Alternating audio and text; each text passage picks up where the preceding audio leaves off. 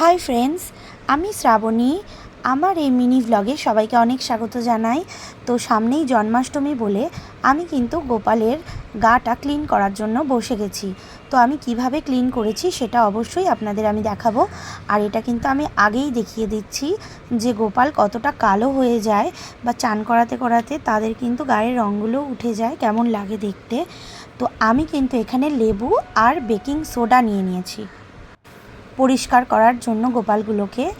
আর এই যে আমি কিন্তু এখানে দুটো লেবু নিয়েছি, মাঝখান দিয়ে কেটে নিয়েছি। আর অবশ্যই গোপালের গা থেকে গয়না আর জামা কাপড়গুলো খুলে রেখে দিয়েছি।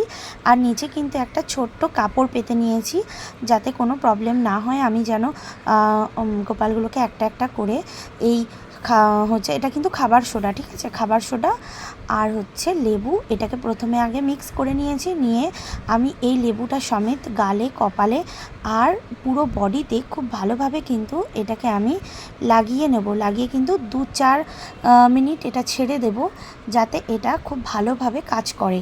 তো লেবুটা দিয়ে যতটা ঘষা যায় ঘষে দেব, কারণ যতটা আমি এটা ঘষে দেবো লেবুর গাটা কিন্তু কালো হতে থাকবে, মানে কালারগুলো কিন্তু খুব সুন্দর চলে আসবে। এই দেখতেই পাচ্ছেন কত সুন্দর ক্লিন হয়ে গেছে।